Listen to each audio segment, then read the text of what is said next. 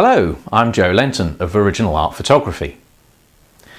I have people on my workshops ask me about light meters before. Why should I use one? How do I use one? Well, sometimes you can get away with using TTL and that will be fine, but there are occasions where it's useful to be able to control the light manually.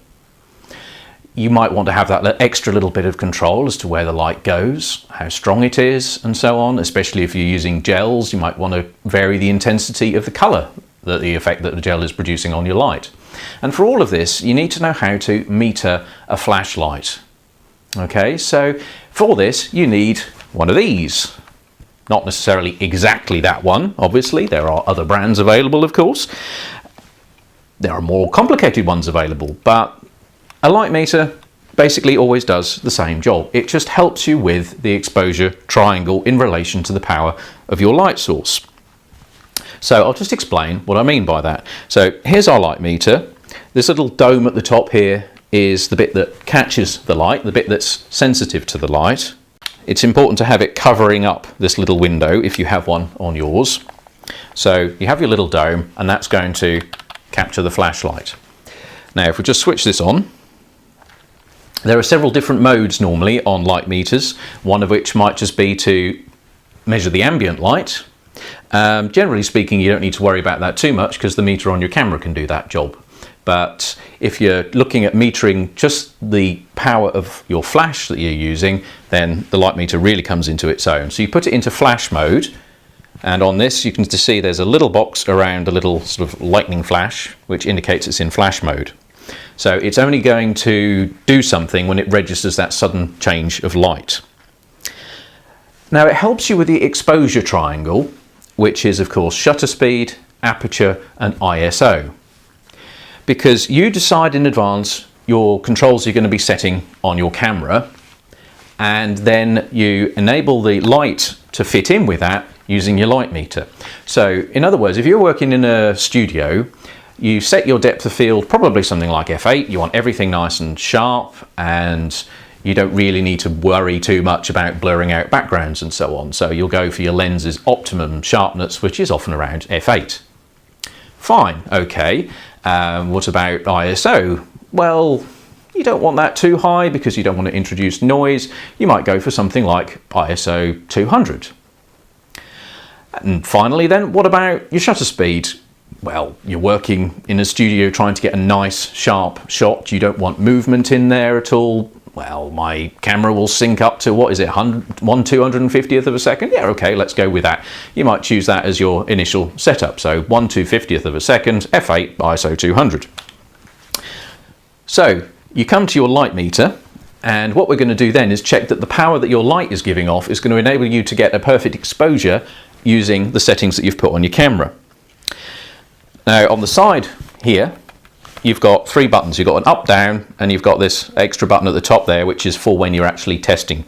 Now the up and down button we use to change the shutter speed. So we can pop that up to 250.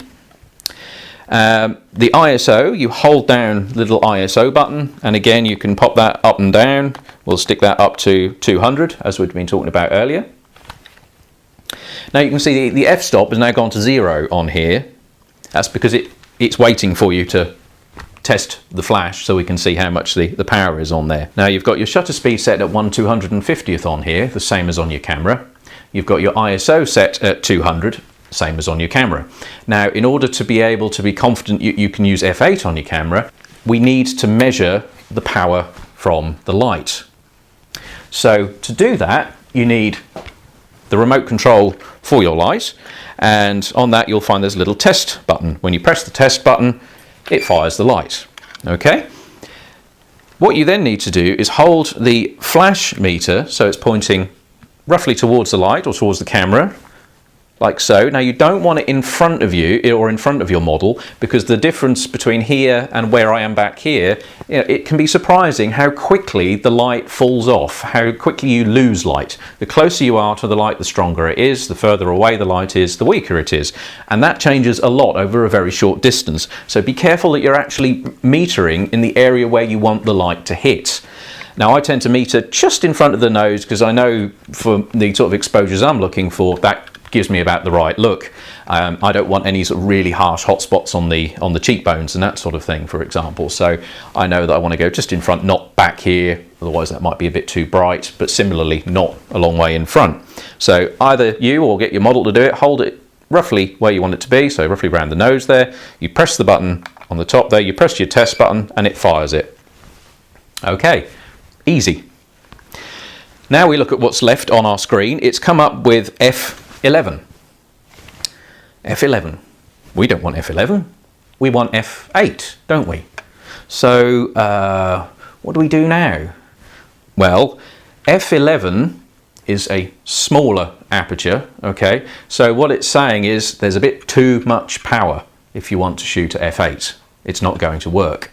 You're going to end up overexposed. You'd have to stop your camera down to F11 for it to balance correctly with the amount of light that's coming off your flash. Right, so what can we do? Well, you've got a few options.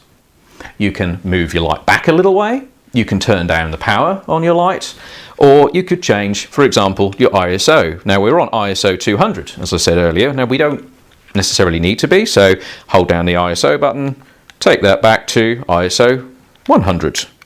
Okay, so keep all the rest of the settings the same. So we'll click it and press the test again, and we're coming back at f7.1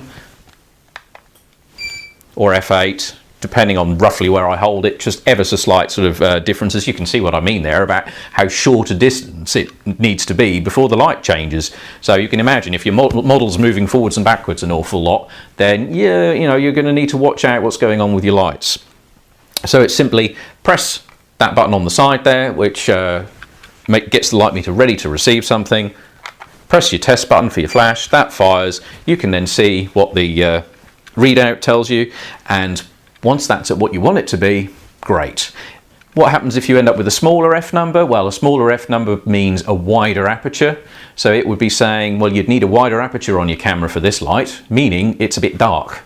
Okay, so you'd need to put the power up on your light, or bring your light a bit nearer, or change your settings on your camera accordingly. It's all about balancing up until the light is giving you the right amount of power for your camera to get a good exposure at the settings that you have put in place. And that's it really. Now once you've got the hang of doing that with one light, you can then start doing that with several lights. If you're going to have a fill light, for example, that you want a little bit less power on, you can meter for that at, say, a stop below, for example.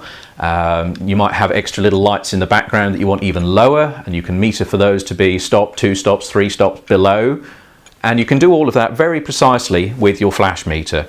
All you need to do if you're not sure about the stops is have a look at which F numbers you need in order to go up or down, 1 stop, 2 stops, 3 stops, and so on. You really do need to learn that. That's vitally important to understand your photography.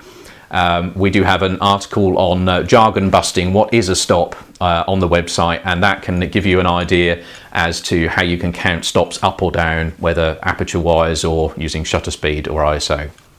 So I hope that's helped you to understand a little bit about what a light meter is for and how you use one.